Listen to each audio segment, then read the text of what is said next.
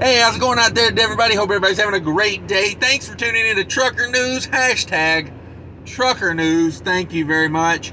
Be sure to hit that subscribe button, ring that bell, leave me some comments, hit the like button if you don't know what this is all about. We're going to talk about some industry news here for the trucking industry right now. I do one of these all the time. Check them out. First things first, let's get to the news. We don't have time for intros because we're busy people. So here we go. U.S. national diesel average this week, basically $5.72 a gallon. It's up again. That's kind of getting to be an old story, right? Diesel prices are up again. I'm getting tired of reporting on that one. What else we got in trucker news? We're going to talk about how to put your triangles out. I see a lot of people messing that up. We're going to talk about that a little bit. We've had a new supply chain issue. The new shortage is on tampons. We'll talk about that a little bit. We're going to talk about the updated list of states and local idling regulations to help you avoid fines. 2 Pennsylvania rest areas temporarily closed for construction. That's going to be a story. A majority stake of a trucking company has been taken over. 800 trucks have been acquired, and it's a Canadian company, cross-border company. We'll talk about that a little bit. So not only are the American companies getting bought out, now the Canadians are getting bought out too. So here we go. Here's a good story. Missing girl was found after anonymous tip leads officer to trucker's rig. It's not good that she was captive, but it's good they found her. That's always a positive. And here's an interesting story. A suspect faces multiple charges for using ingenious mechanism to steal diesel from South Carolina pilot truck stop. Come on with that one. And here is my opinion piece of the day. Hang around to the end for this one. Used truck auction prices plunge after freight market cools. Come on with it. Let's talk about them auctions. First of all, we already talked about fuel prices. We all know it's going up. Blah, blah, blah. Same old story. Let's talk about putting your triangles out. So you got to get your triangles out if you, if you got a problem with your vehicle, you got to pull her over. DOT officer says here they have to put out if you're going to be sitting there for longer than 10 minutes. So if you're on the roadside and you plan on being there for more than 10 minutes, you got to put your triangles out.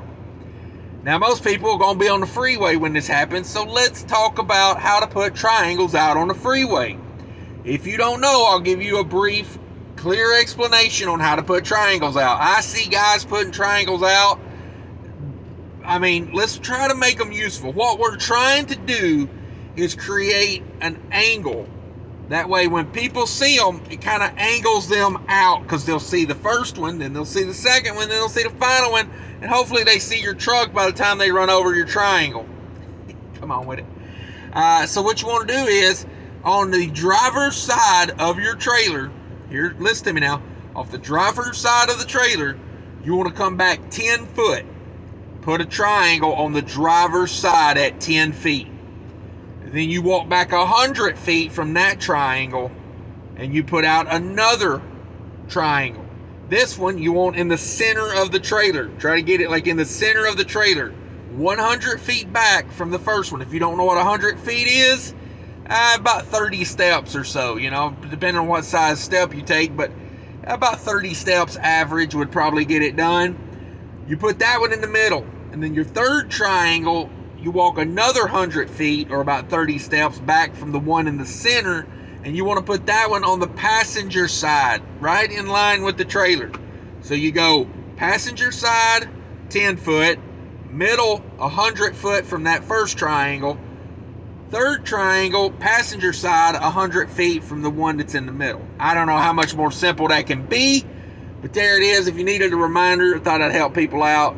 And make sure you have triangles. A lot of DOT, that's one of the first things they're going to ask you. Do you have triangles? Because that's one of those simple ones, that and a fire extinguisher. That's like a simple DOT violation that you can easily avoid. Every truck stop sells triangles and fire extinguishers for a reason.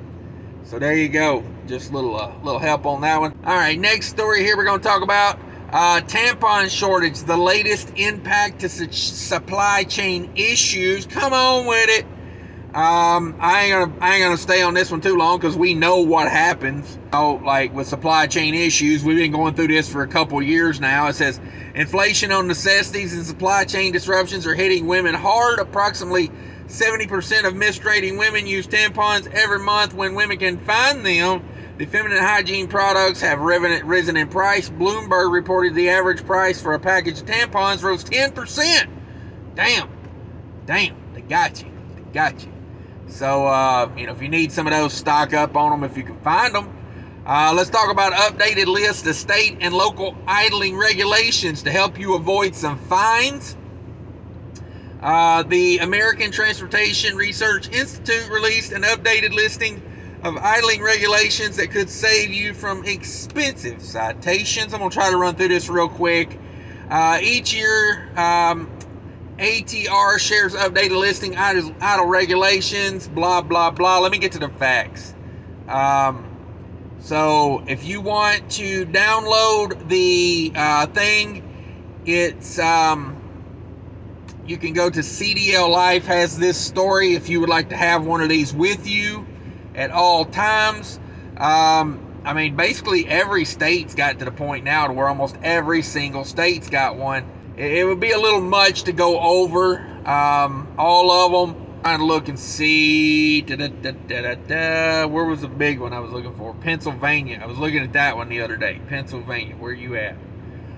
New York. Really watch New York. Okay, they got a few counties that are different, but okay. So in New York, you can't really idle in New York. Just be aware of that. And there is a 3-minute with fines up to $1,000. In 1 minute, you're only allowed to idle 1 minute in New York if you're adjacent to a public school. I thought that was interesting. Pennsylvania allows 5 minutes in any 60-minute period with fines of $150 to $300. 15 minutes if weighing, loading, or unloading. So if you're in a dock, I guess you can idle a little more, but yeah, Pennsylvania is a pretty stiff one there. Pretty stiff. And then even like certain counties and cities in Pennsylvania are even more strict. Philadelphia has a 2 minutes idling law with a $300 fine. Come on. The temperature is above 32, if the temperature is below 32, you can idle for 20 minutes. So ain't that nice of them? You don't have to freeze to death quickly. You can do it slowly. But check out those idling laws. I thought that was interesting. 2 Pennsylvania rest areas are temporarily shuttered for construction. Let's see where these things are at. The DOT is temporarily closed 2 rest stops so crews can perform paving. Hopefully they make them a little bigger where an actual truck can park in them. You know what I'm talking about? Some of those Pennsylvania rest areas a little tight. From June 13th to June 24th, I-79 southbound and northbound rest stops near the Crawford-Erie County lines will be closed due to paving on the ramps and the parking lots. According to the PennDOT, work at the rest stops is part of a 2-year project on nearly 11 miles of I-79 Crawford and Erie counties, including paving northbound and southbound lanes from milepost 154 to milepost 165 and rehabilitating 10 bridges. Wow, rehabilitating bridges. A majority stake of 800 truck cross-border carrier acquired by Fast Frat. I guess that's how you say that, the Fast Frat Group. We're talking about Challenger, the big Canadian company Challenger. If you're up here in Minnesota like me, you see them all the time. They're a cross-border company. Canadian Transportation Company announced the acquisition of majority stake in Challenger Motor Freight. Come on with it. On Thursday, Woodbridge, Ontario headquartered transportation and logistics company Fast Frat Group announced the majority acquisition of Challenger Group Trucking Company. Challenger Motor Freight headquartered in Cambridge, Ontario. Financial terms were not disclosed, just so you know. Let's see what we got here. Missing girl found after anonymous tip leads officer to trucker's rig. Oh, this guy looks like someone I would not trust. I gotta be honest. gotta be honest with you. A missing girl has been found after an anonymous tip led police officers to a semi-truck parked at a farm in Kentucky. Police received a tip directing them to a commercial farm in Cromwell, Kentucky on June 11th, just before 10 p.m. According to 44 News, the tip claimed that officers would find the girl inside of a semi-truck parked at a farm on US 231 South. When deputies arrived, they discovered the girl inside of the truck there with a 41-year-old Joseph Lewis. Authorities determined that Lewis had driven the girl across state lines without parental consent after picking her up somewhere in her home state of Indiana. The two were also determined to have engaged in sexual acts. Lewis has been arrested and facing charges of kidnapping, rape, and sodomy. He is currently being held in the Ohio County Jail without bond. No further information has been released. Yeah, he's in a heap of trouble, let me tell you. He's in a heap of trouble, justifiably. Now I get a story right here. This is a good one. Suspect faces charges for using ingenious mechanism to steal diesel from a South Carolina pilot truck stop. Come on with this guy. The Newberry County Sheriff Office recently arrested and charged a man for an elaborate plot to steal diesel fuel and defraud unsuspecting credit card holders. Oh, what do we know about that? On June 15th,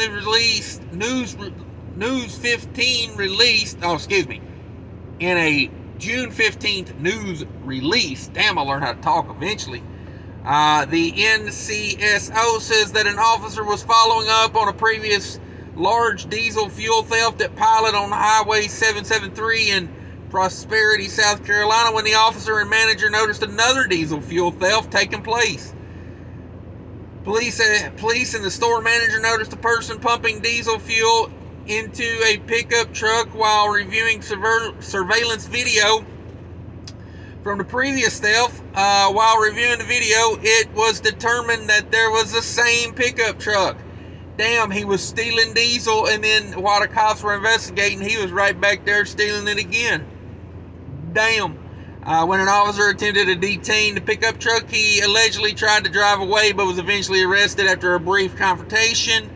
And there you go. Further investigation showed the suspect was utilizing stolen credit card numbers and forged credit cards to activate the fuel pumps. He was also doing something to alter the mechanism on the fuel pump. Sheriff Lee Foster said the suspect had an ingenious mechanism for stealing the fuel. In addition to using stolen credit cards, the suspect would pump the fuel into the pickup truck. Then a rigged pump on the undercarriage of the truck would transfer the fuel to a bladder in the enclosed trailer.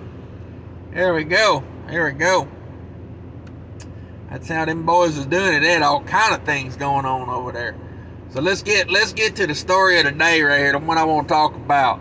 Let's talk about these used truck prices over at the auction. Ooh, not looking good. Spot rate chasing drivers surrendering their trucks. Authorities as rates drop. Ouch. That's a bummer.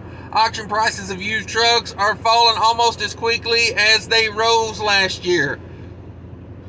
That is leaving owner-operators stuck with overpriced equipment they thought they could pay for in a hot freight market that is currently cooling off. The market is primarily absorbing trucks from fleets no longer retaining all of their older iron as new trucks trickle in to an extent from owner-operators leaving the industry or going to work for a fleet. In its latest guidelines reports, Power said auction prices from May for model year 2020 used trucks fell 11% from April prices. For model years 2019, truck prices have come down 15, almost 16% month over month. Whoo, man. So if you had a truck that's a 2019, value has come down 16%. So hopefully to God you didn't pay no $260,000 for one of these trucks I see on truck paper. In the May 3rd in May, 3 to 5 year old trucks averaging 12% less than April. Okay, but still 57% more than May of 2021. Year over year, late model trucks sold the first 5 months of 2020, averaging 82.6 more than they did in this same period in 2020. So basically trucks went up 100% in the past year, but now they are coming back down. They're down 15% year over year. So still overpriced. If you're in the market for a good used truck, my opinion, hang in there for a minute. With rates on the spot market doing what they're doing, them prices are not gonna start going in the upward direction until rates start to correct some. It's just the facts. It's just the facts. Truck prices and values are going to continue to go down. It's just what it is. This says getting stuck by high used truck auction prices when spot rates were paying $4 a mile and more.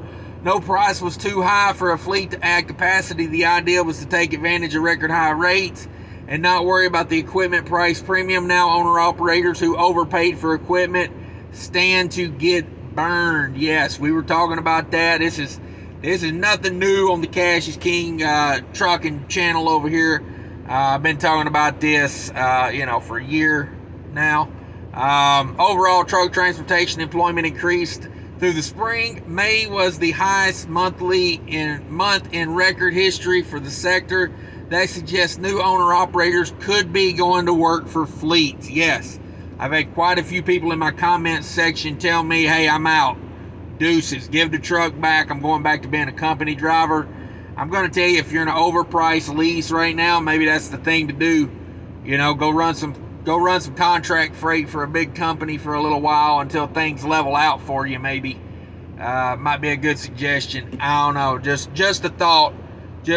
But that's kind of what we figured truck prices would do. They got to start coming down some. Who's paying $200,000 for a truck with 300,000 miles on it when rates are $2 a mile? It ain't happening, bruh. It ain't happening. So that's what's going on, guys. That's trucker news. Thanks everybody for tuning in. Be sure to smash that like button. Check out that description down below for lots of cool things. Click on all those links in there. And until later, take care of each other. Click on one of these other videos if you want to continue to watch Cash is King Trucking. That's me.